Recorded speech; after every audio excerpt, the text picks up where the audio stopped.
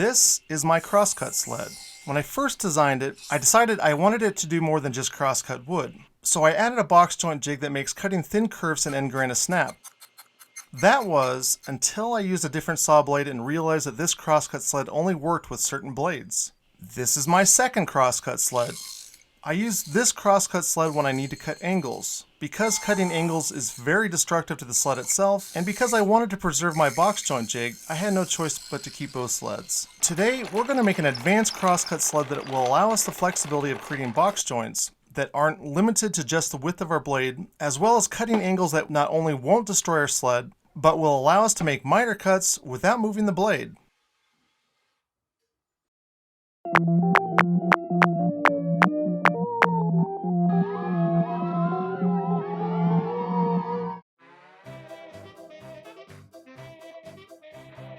I cut a couple 2x6s so they matched a piece of Baltic birch I had. On the back side, I screwed one of the 2x6s on.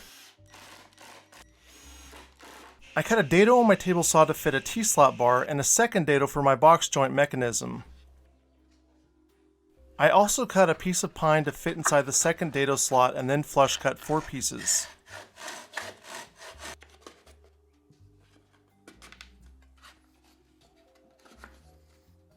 Next, I marked and drilled out where my holes for the screw rod would go. After drilling one, I used it as a pattern for the second one.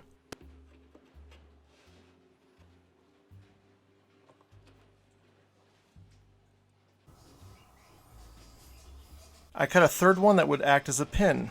This one houses a 5/16" brad hole T-nut.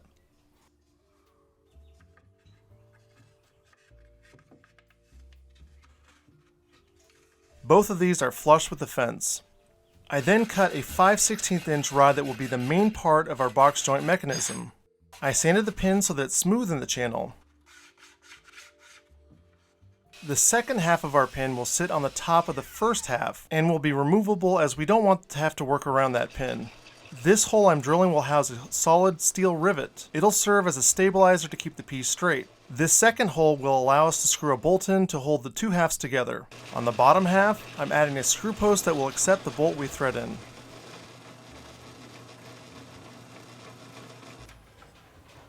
We'll use a little epoxy here to glue things up. The bottom hole will get epoxy for the screw post,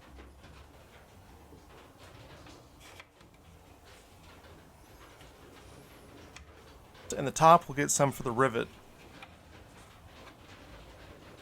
Now we'll glue nuts on the front and back of the threaded rod, again using epoxy. On the side that's outside of the sled, we'll be using 2 nuts.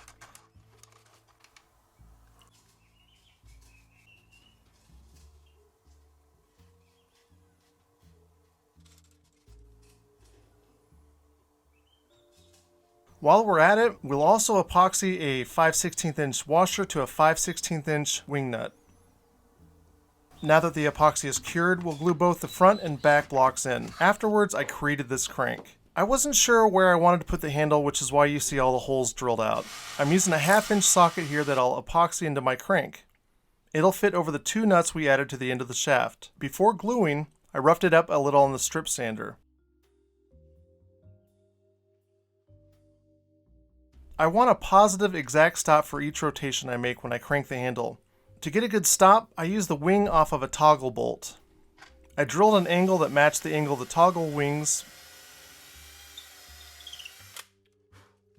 before adding epoxy.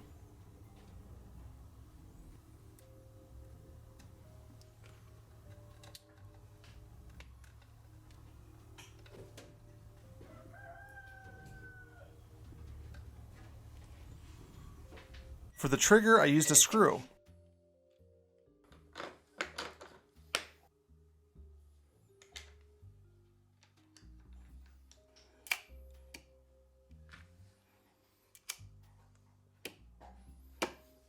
These runners I'm making here are made out of plywood. There's nothing special about them. They fit nice and snug in my miter slots. I added a little bit of glue before adding my sled.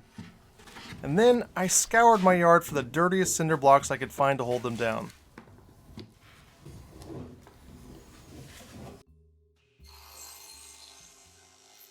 When dry, I made my first cut and added a screw to one side of the sled. I used a square to get it exactly where I wanted the mechanism side and added clamps on both ends, drilling and adding screws from the bottom up. I didn't show it here, but I made my cut through the second 2x6. I took the sled apart and used a thin strip of wood the exact size of my blade to link both the front and back together. Next, I made a dado a bit away from the first cut that was large enough to fit a solid aluminum rod.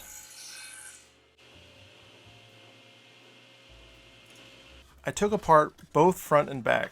Next, I took one of the halves from the sled and cut it in half again, adding a shallow dado that was just tall enough to fit the dowel.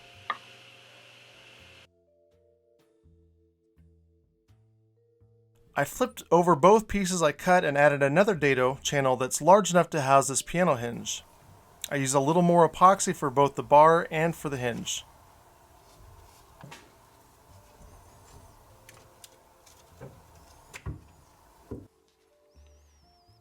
When I added the bar, I tried to overfill it a little.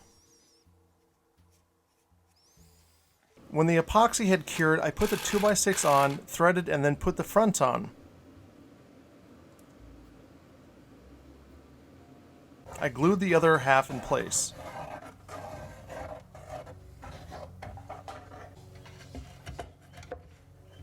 I'm going to show you now how quick and easy it is to make a hexagon. I cut the 30-degree angle first,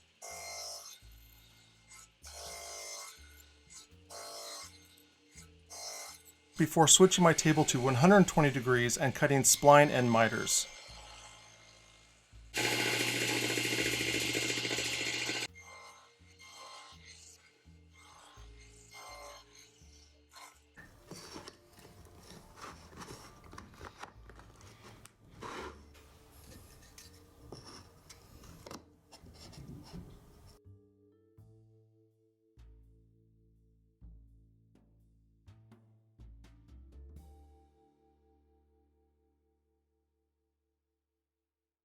Okay, let me show you the problems I found and how I solved them with the final version.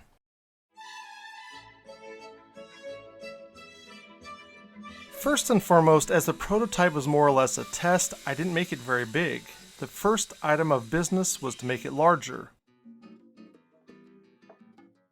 The problem that bothered me the most with the prototype is the width in the middle. Due to the position of the pivot on the table, the front edge becomes rounded as you make angular cuts. Since I like to line up my cuts off the cut in the middle of the sled, this becomes a problem. To fix this, I changed where it pivots, instead bringing the dowel closer to the blade and inlaying it on the top instead of on the bottom. That pivot on the prototype was also a problem because it greatly limited my folding angle. By moving it to the top, I have a better range.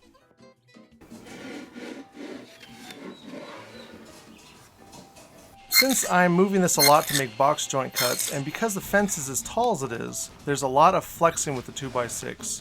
I'm also afraid that in time the pine wood might warp. To fix this, I laminated 3 boards together and allowed the sled table to go past the front. 3 sections of wood acted as feet, giving the fence on the front a larger footprint. Now it's much more secure and I'm not as worried about warping. Now I love making box joints, but I found with just one rotation that took a long time to make those cuts. It still can be done, but I decided to try using wooden gears. With gears in place, I can now rotate the crank once and get 2 revolutions on the threaded rod. Holding the angle that I needed is tricky. I had originally thought of using a track down the middle, but even a thin T-track meant I had to make a deep dado on the bottom of the part of the sled. I decided to add a second track on the opposite wall, as well as locking bars to lock my angle in place.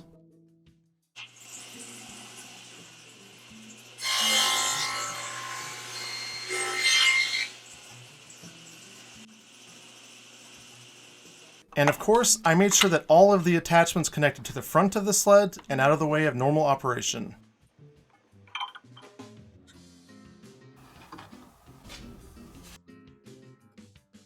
This was a huge project and there's a lot more to it if you're interested. On my second channel, you'll find a full video of the version 2.0 build, as well as how I made the crank and the knobs. All those videos are in the description below and at the end of this video. There will definitely be additions to the sled in the future, but I probably won't update it on my main channel. It will be on my Just Make Things channel. Hit the thumbs up, subscribe, ring the bell, and I thank you so much for being a part of my shop. Please leave a comment below, come find me on Instagram at MakeThingsWithRob, and remember to keep making things.